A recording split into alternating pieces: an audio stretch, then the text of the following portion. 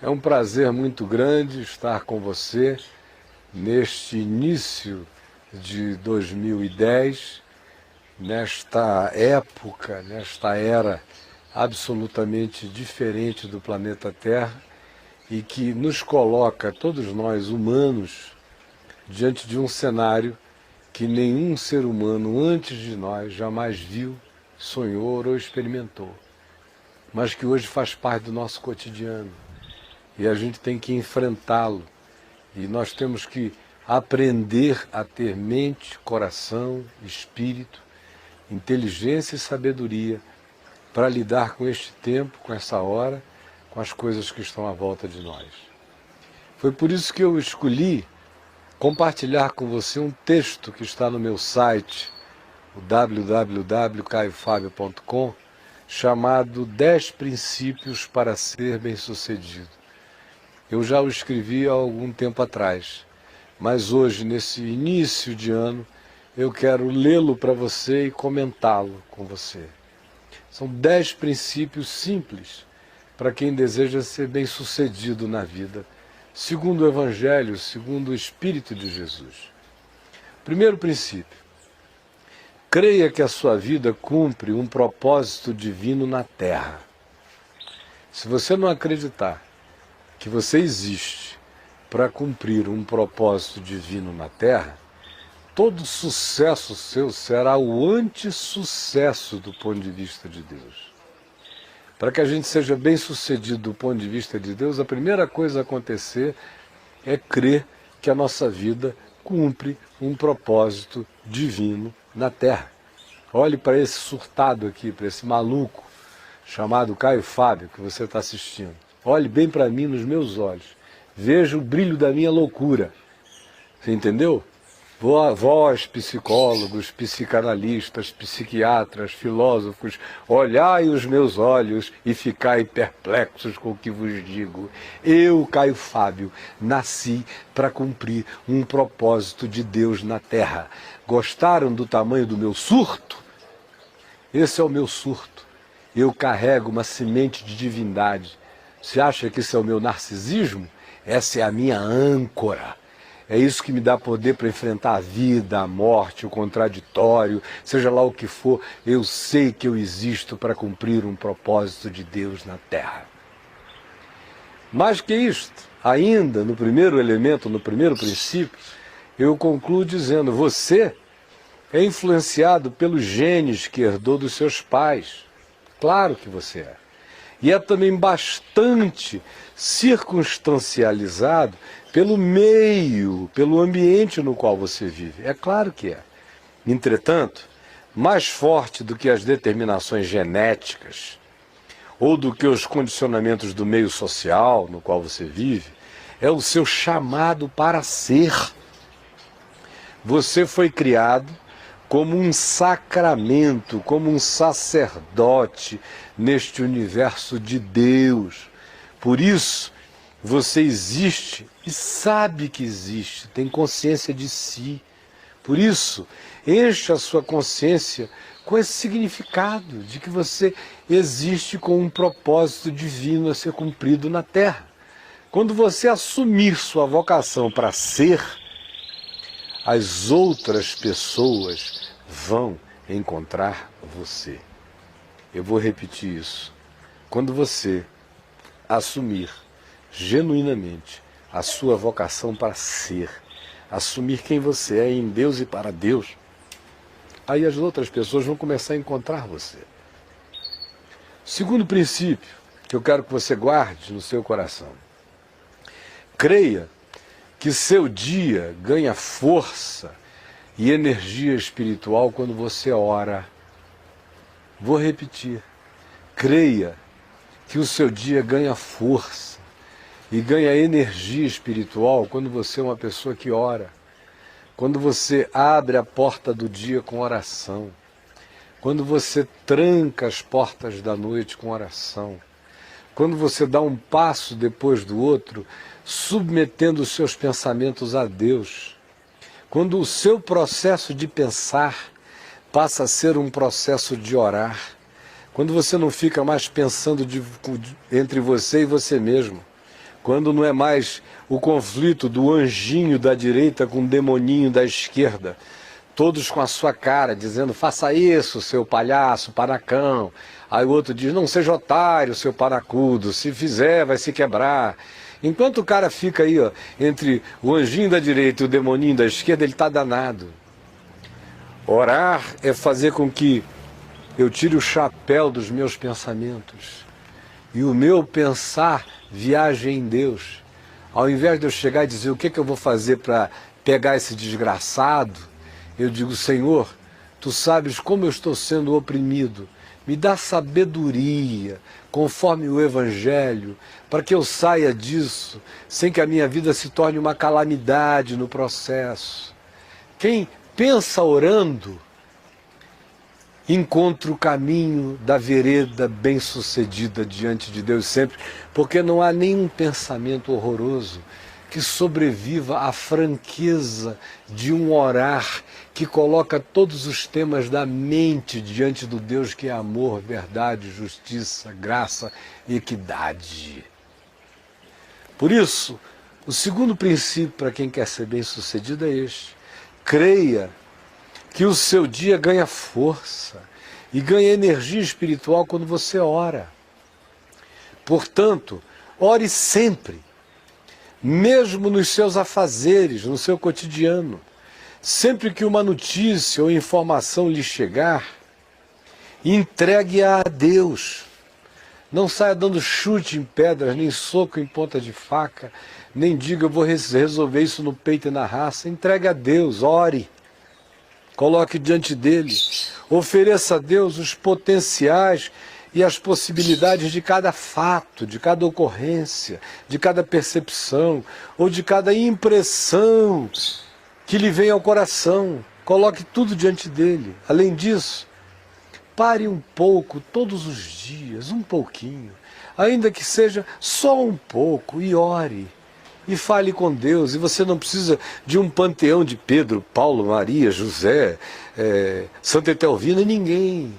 É você e Jesus. Não tem intermediário, não tem sumo pontífice. O sumo pontífice é Jesus. Fale com Deus em Jesus, com intimidade. Ele autorizou você a chamá-lo de painho. Por isto, não se sirva de oração de ninguém. Não tem oração mais forte do que a sua. Não tem ninguém com mais poder para orar do que você. Ore com sinceridade, os céus e a terra se abalarão. Por isso, ore sempre, leve diante de Deus todas as coisas e mais que isso, dê graças por tudo. E abrace o Senhor no seu coração, mesmo quando você não estiver entendendo os fatos da vida. E mais, quando orar, peça coisas específicas, mas não se esqueça sempre de terminar de modo submisso e geral, sem fixação, dizendo eu quero que tu me deis aquilo, eu quero que tu me deis isso. Peça as coisas que você queira, mas não se fixe nelas. Termine de um modo geral, dizendo é isso que eu penso que eu gostaria de ter, ou que seria bom para mim, mas é o Senhor que sabe. Seja, portanto, feita a tua vontade, assim na terra como no céu. Afinal, você não sabe se o que você quer é o melhor, mas você sabe que o Senhor sabe. O terceiro princípio para um ano bem-sucedido é o seguinte: creia que a maior inteligência que Deus lhe deu não é a inteligência intelectual, nem a emocional, mas sim a inteligência mesmo. O coração tem razões que a própria razão desconhece. Usar a cabeça, que é a inteligência intelectual, e saber se relacionar com o próximo e as circunstâncias, que é a inteligência emocional, são realidades importantes e fundamentais, mas ainda não são as realidades essenciais. O que é essencial no mundo da inteligência? É ser um gênio de cabeça? É um bocado de gênio insensato. Eu conheço pessoas inteligentíssimas cuja inteligência é endiabrada. Ou conheço pessoas com uma inteligência emocional enorme, dão nó em pingo e d'água, em volta deles fica tudo do jeito que eles querem. Mas ainda é manipulação.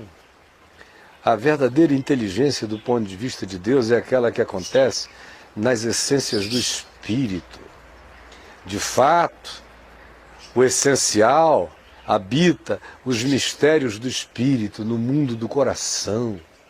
Portanto, dê atenção aos seus sonhos noturnos, aos seus sentimentos perceptivos e, sobretudo, internalize a verdade do Evangelho, para que o seu pensar não seja fruto do seu filosofar translocado, para que a sua inteligência emocional não sucumba aos ambientes das diplomacias e das relações que são apenas convívios de manipulação. O que você precisa é da sabedoria do Evangelho, para que você aprenda a discernir entre o bem e o mal, para que você escolha veredas simples, não confiando na sua esperteza intelectual, nem na sua capacidade de gestão emocional, mas fazendo as escolhas da sabedoria e da bondade. Quando você tiver uma impressão, não a despreze de cara, medite, considere, ore, discirna. A resposta pode estar no passado, mas às vezes trata-se de uma intuição profética que Deus deu acerca do dia de hoje. Não despreze as vozes do coração, não despreze os sonhos, não despreze os toques de gente que te ama e que dá toques em você. Guarde essas coisas na alma.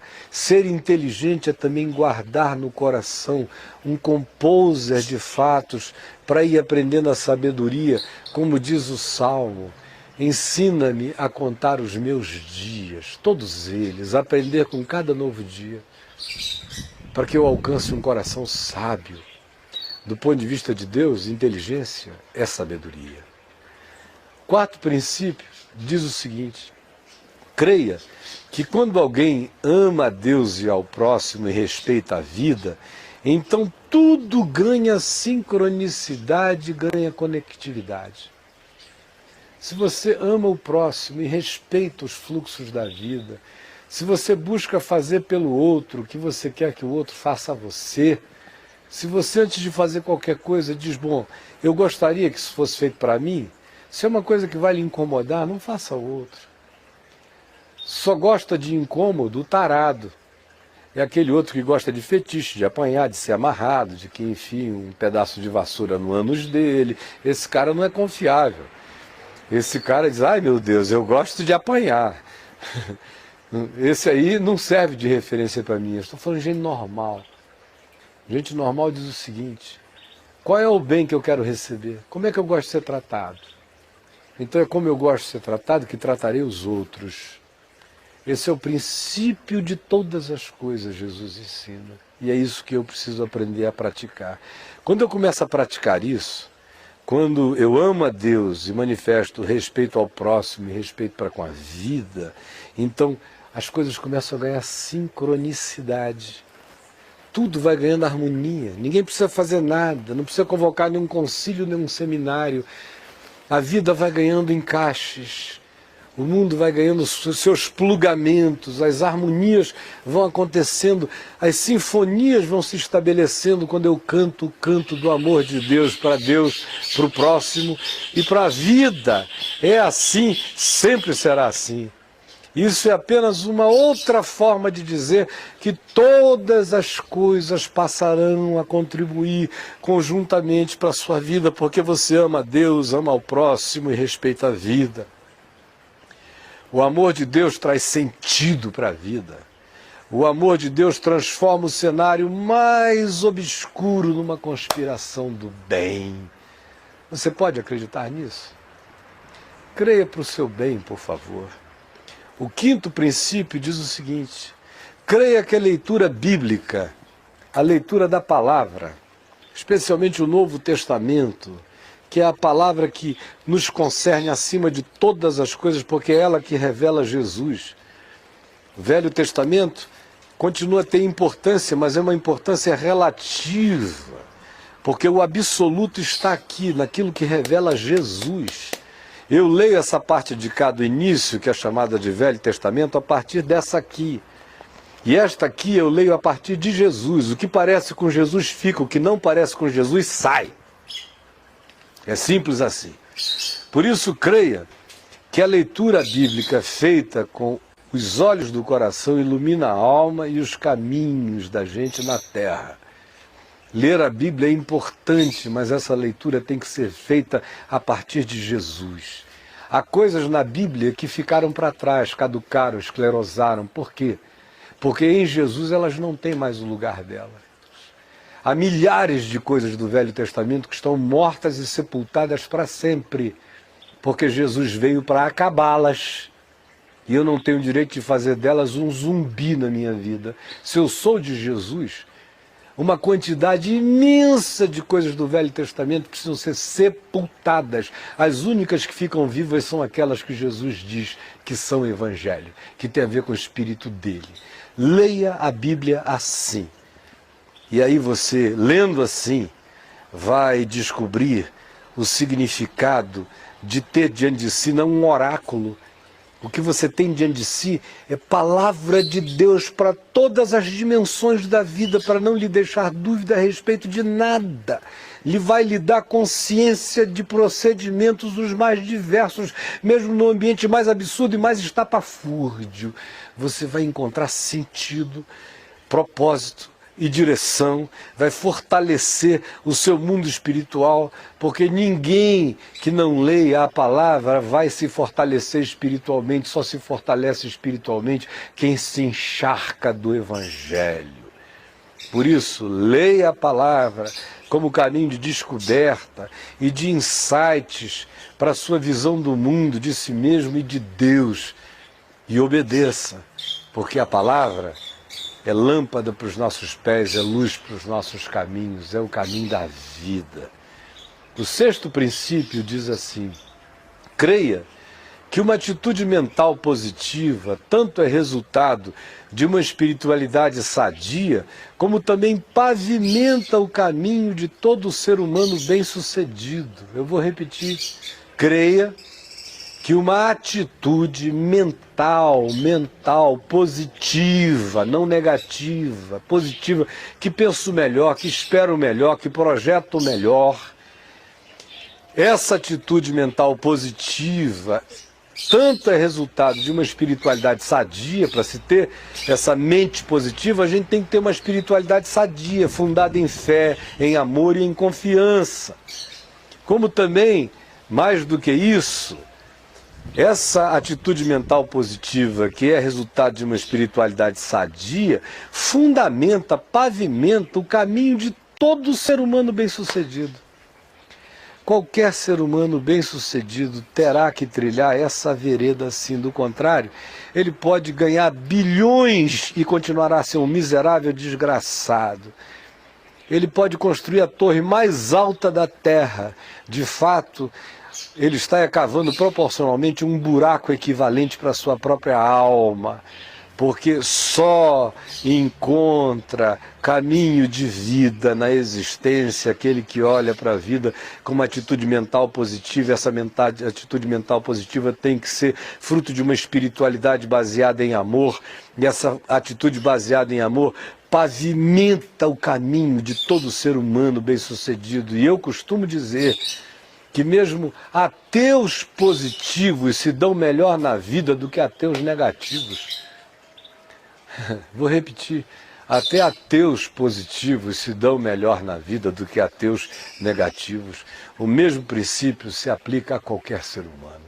E se você se enche de fé, aí é que você se torna absolutamente bem-sucedido, porque quem garante é o Senhor, que diz: o meu justo viverá pela fé. O outro princípio, o sétimo, diz assim: creia que generosidade e dadivosidade são forças espirituais poderosas que atraem para quem as pratica as melhores oportunidades e possibilidades da vida. Quem é generoso, quem é dadivoso, não está perdendo nada, está atraindo tudo. Quem anda com generosidade e com dadivosidade é perseguido pela bondade e pela misericórdia todos os dias da sua vida. Desde menino eu aprendi isso como um valor inegociável dentro do meu ser. Eu não era ainda convertido ao Evangelho, eu já sabia disso. Depois que eu encontrei Jesus, isso ficou mais forte do que o sol na minha vida. É um princípio poderoso. Generosidade e dadivosidade são forças espirituais poderosas que atraem para quem as pratica as melhores oportunidades e as melhores possibilidades da vida. Por isso, é tão importante dar, contribuir, tanto com dinheiro para pessoas necessitadas, para causas importantes, quanto é importante andar de olhos abertos para socorrer o carente, o necessitado. É absolutamente essencial dividir o que a gente tem com os outros. Quem faz isso não está se empobrecendo. Quem faz isso está adquirindo força, poder espiritual e tem mais. Quem age assim é perseguido pela bondade, pela misericórdia e pela dadivosidade. Eu não estou falando isso porque eu li em algum livro. Eu creio na palavra e está inscrito no meu coração. Os rastros dos meus pés praticam isto na terra há quase 40 anos e eu estou dando testemunho a você de que não ando atrás de nada. As coisas correm atrás de mim e correrão atrás de mim enquanto meu coração for generoso, dadivoso, em misericórdia e em sinceridade. Essa é a promessa do meu pastor. Se ele é o meu pastor, nada me faltará. Que a bondade e a misericórdia hão de correr atrás de mim todos os dias da minha vida. É por isso que eu não ando atrás de nada e tudo de bom corre atrás de mim em nome de Jesus. Mais do que isso, creia que a diferença, que o que diferencia o fazer do não fazer é apenas uma decisão seguida de gesto simples. Entre fazer e não fazer, a única coisa que diferencia é um gesto. Quem faz, levanta e anda. Quem não faz, fica falando e não faz nada.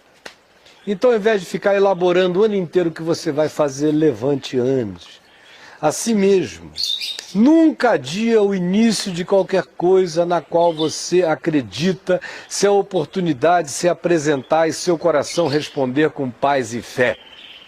O gesto necessário, tanto para se levantar da cama, quanto para levantar a cama, é um só, colocar-se de pé. Daí Jesus ter dito, levanta, toma o teu leito e anda. O nono princípio, o tempo está acabando, eu só vou ler. Creia que a melhor composição de imagem exterior e de virtude interior para um cristão ou um discípulo de Jesus é aquela que combina a simplicidade dos pombos, que é a imagem exterior, com a prudência das serpentes, que é a virtude interior. Sendo assim, seja astuto por dentro e simples por fora, sempre dá certo e protege a vida. E por último princípio, preste atenção, creia que a maior bênção de possuir uma consciência é poder usá-la para autoexaminar-se todos os dias. Eu vou repetir a você, a maior bênção de você possuir uma consciência é poder usar essa consciência para todo dia fazer autoexame. O que é que adianta ter uma consciência que não é usada para autoexame? Consciência que é usada só para julgar o outro faz de você um diabo. A minha consciência me foi dada para eu me julgar, para eu me discernir, para eu me examinar. Por isso preste atenção nisto. Creia que a maior bênção de possuir uma consciência é poder usá-la para autoexaminar-se todos os dias. Quem se autoexamina resiste melhor às críticas, pois se utiliza delas para diminuir seus próprios equívocos e se mostra imune a elas quando a consciência o convence de estar fazendo aquilo que é certo. Autoexame é o que faz a diferença entre aqueles que vivem para preservar a sua imagem e a reputação em relação àqueles que vivem para o que é verdadeiro e o que é real. Faça isto. E você vai ver como não tem jeito de a sua vida não ser bem-sucedida. Faça isso enchendo o seu coração do Evangelho todos os dias. Faça isso pensando num processo que faz os seus pensamentos viajarem em Deus e por Deus todos os dias. Busque paz e harmonia e a vida se harmonizará à sua volta. Seja misericordioso, dadivoso e generoso e a bondade e a misericórdia lhe perseguirão. Não se jacte da sua inteligência intelectual nem emocional. Busque, antes disso, sabedoria simples para a vida. E você vai ver a sinfonia do amor de Deus começar a tocar, mesmo nos dias mais difíceis. Você vai ver que de todas as calamidades brotam adubos para as melhores sementes, quando o coração da gente mantém essa atitude, mantém esse espírito. Agora, olha aqui para mim, bem de pertinho. Eu quero lembrar que nesse mês de janeiro nós não teremos reuniões no Teatro La Salle. Eu vou avisar aqui, ou no meu site, no www.caifab.com, o reinício das atividades do Caminho da Graça aqui em Brasília. E eu falei isso apenas porque eu estou precisando tirar férias. Tá bom, minha gente? Um beijo, que Deus nos abençoe, que guarde você, que esses princípios não fiquem apenas na sua cabeça, que eles sejam drenados e minem para dentro do seu coração e criem um guarani de água potável no seu inconsciente. Criem um veio de água viva que brote de você. Não só neste ano de 2010, mas no curso de toda a sua vida. É o meu desejo de coração. E eu faço dele também um desejo da minha mulher, dos meus filhos e de todas as pessoinhas que se reúnem com a gente no Caminho da Graça. Que Deus abençoe você. Tchau, tchau. Bye, bye.